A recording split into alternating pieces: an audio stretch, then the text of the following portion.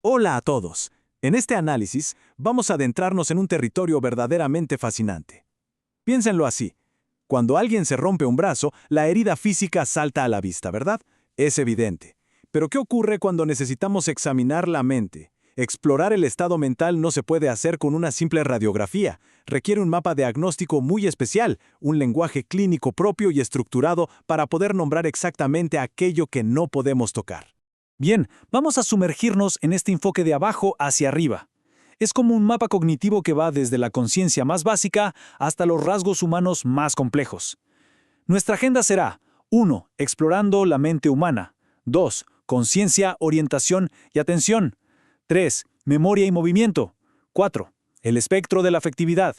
5. Pensamiento y percepción.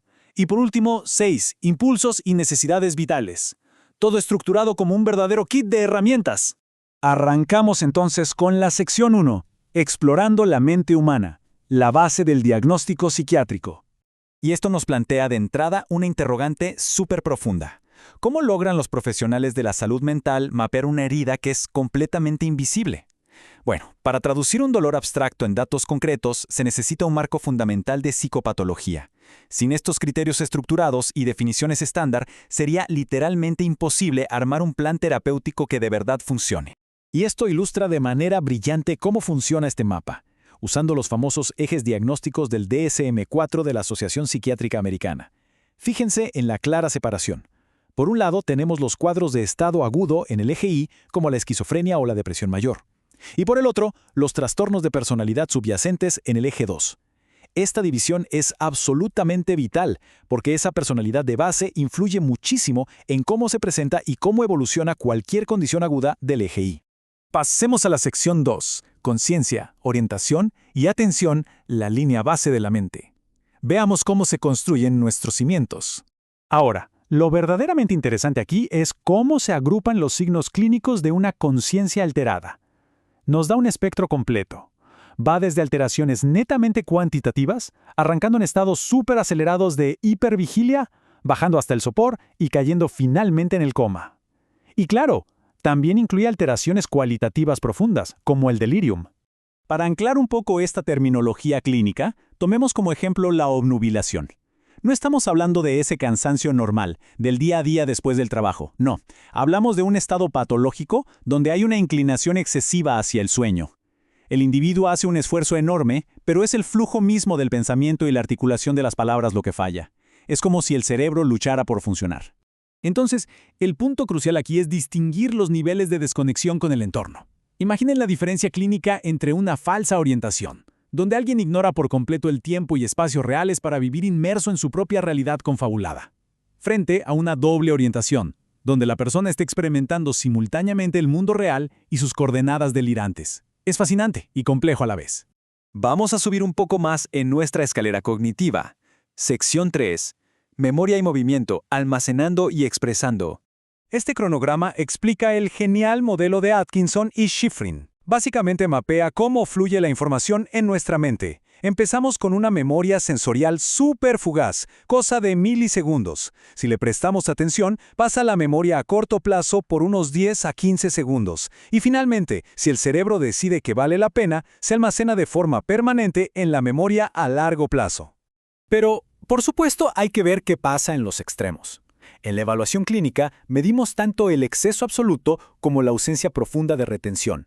Por un lado, tenemos la hipermnesia, que es un aumento casi anormal de la capacidad de memorizar. Y en el extremo opuesto, la amnesia total, que no es solo ser olvidadizo, es la incapacidad clínica absoluta de fijar información nueva o de evocar cualquier recuerdo del pasado.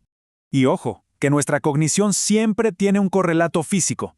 Si repasamos rápido estos conceptos psicomotores, vemos un contraste increíble. Podemos tener una sobreabundancia de movimiento agobiante, como la acaticia, que es una necesidad imperiosa e incontrolable de moverse, y por otro lado, inhibiciones severas que paralizan, como la profunda inmovilidad y desconexión de la catatonía. Nos sumergimos ahora en el núcleo emocional. Sección 4. El espectro de la afectividad. El núcleo emocional. Es interesantísimo ver cómo los profesionales categorizan sistemáticamente algo tan abstracto como el sufrimiento emocional. Lo que sentimos por dentro se transforma en conducta observable y clínicamente se divide en humores muy distintos, desde el humor maníaco con su hiperactividad, pasando por la tristeza profunda del humor depresivo, hasta llegar al humor ansioso. Y sobre el humor ansioso, la verdadera pregunta es: ¿cuándo cruzamos la línea?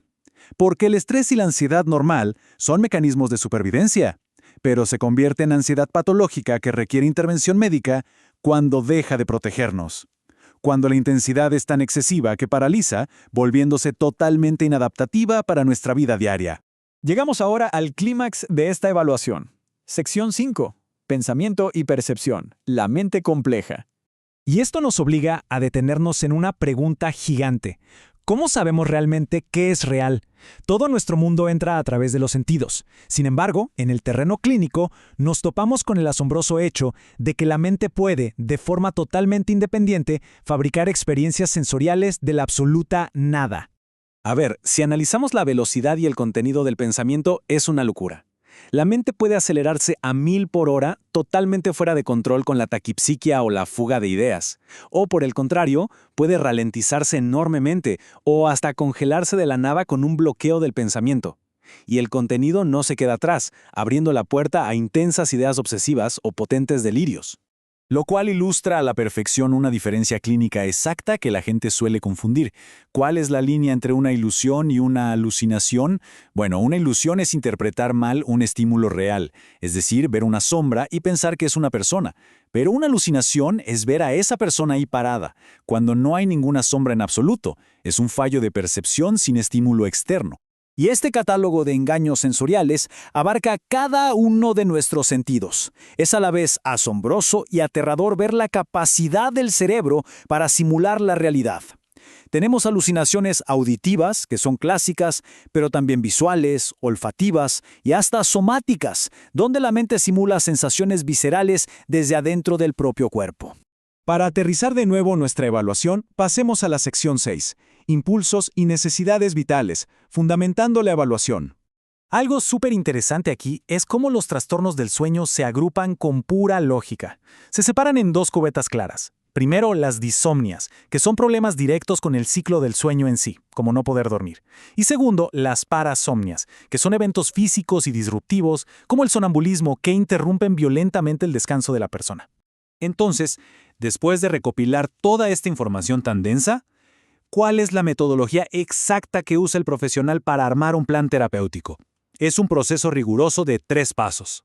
Arranca con una entrevista clínica a fondo, sigue con la observación clínica del comportamiento y se completa con pruebas diagnósticas complementarias. Y así llegamos a la conclusión de nuestro análisis. Todo este enorme mapa clínico nos deja un mensaje muy claro. Los términos médicos no son simples etiquetas frías para encasillar a alguien. De hecho, representan una herramienta vital. Son el primer paso para empatizar, comprender el sufrimiento interno y trazar un camino real hacia la rehabilitación. Así que con todo esto en mente, si nuestro cerebro es capaz de alterar la realidad y las emociones hasta estos niveles, ¿no deberíamos usar esta información para ser infinitamente más empáticos con quienes lidian con estas batallas invisibles todos los días? Definitivamente, es algo que nos deja con muchas ganas de seguir explorando nuestra propia mente.